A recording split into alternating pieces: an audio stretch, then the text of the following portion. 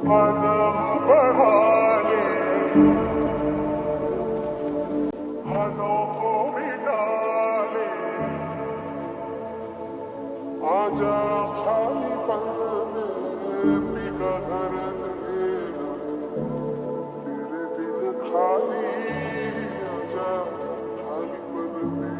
খারাপ করে বসে রয়েছে কেন? কি হয়েছে তোর?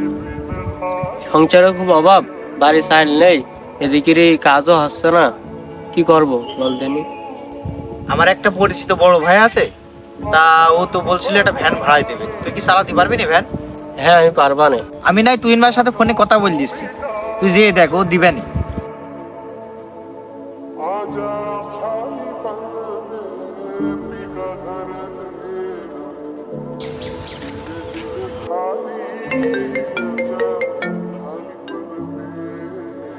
আসসালামু আলাইকুম।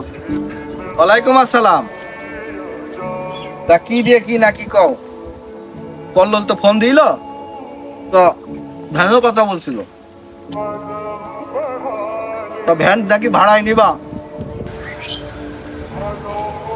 আমার পরিবারে খুব খারাপ অবস্থা, কোন কল্লোলের কাছ গিয়েছিলাম, তো কল্লোল আপনার কথা বলছিল, তা আপনি ভ্যান নাকি ভাড়ায় দেবেন, যদি দিতেন তাহলে আমার খুব উপকার হতো। ভ্যান তো ভাড়ায় দিতে চাইলাম, তার শর্ত আছে 3টে। তুমি যা ইনকাম করবা, যদি 1500 ইনকাম করো, তোমার 500 টাকা নিতে হবে। 3%-এর ভিতর 2% আমার দেওয়া লাগবে। যদি নিতে পারো, সমস্যা নেই। দেখো খালি বাপু, তুমি যদি রাজি থাকো তে চাবি দিচ্ছি, আর যদি না রাজি থাকো রাস্তা মাপো। হ্যাঁ, আমি রাজি। চাবিটা দাও। চাবিটা গাড়িটার দিকে শুনে রেখো।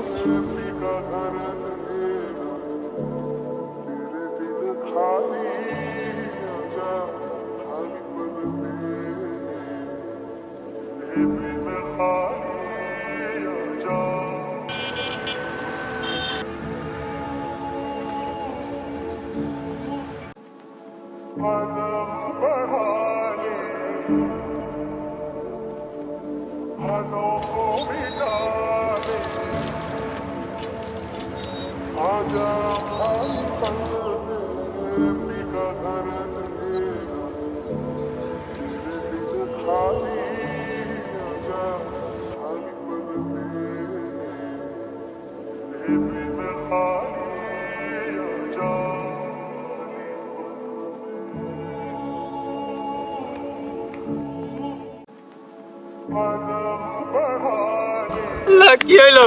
আল্লাহ, গরিবের রকমই হয়। কি দোষ করিলাম আমি? কি পরীক্ষা রাখছ? ভ্যানটা হারিয়ে গেল, আমি এই জীবন আর রাখবো না। ভ্যানের টাকা কি হলো আমি অশান্তি এই জীবন, আমি আর রাখবো না।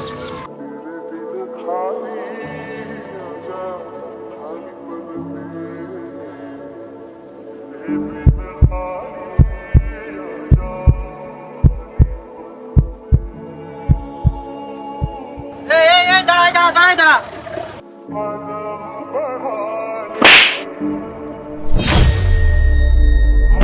তুই পাশালি কেন আমার? এই জীবন আমি আর রাখবো না। ওই সাইডে কি হয়েছে আমি দেখছি, করছো কি এমন হয়েছে তোর যে তুই আত্মহত্যা করতে যাচ্ছিলি? যে ভ্যানটা তুইনবার কাছ থেকে আনিলাম, ওই ভ্যান চুরি হয়ে গিয়েছে। আমি কি করবো ক? আত্মহত্যা ছাড়া আমার কাছে তো টাকাও নেই। আরে পাগল, তুই এই সামান্য জিনিসের জন্য আত্মহত্যা করতে যাচ্ছিস? তুই একটা জীবনের মূল্য বুঝিস? তুই কি ভাবছি এই জীবন হারালে আবার জীবন ফিরে পাবি? কিন্তু এই ভ্যান হারালে তুই এরকম ভ্যান 10টা ফিরে পাবি, 10টা কিনতে পারবি। আরে পাগল, টেনশন করিস নি, আমি তুইনবার সাথে কথা বলবা নে। আর তোর এখন আমি আপাতত কিছু টাকা দিচ্ছি, এই টাকা নিয়ে তুই একটা ব্যবসা কর।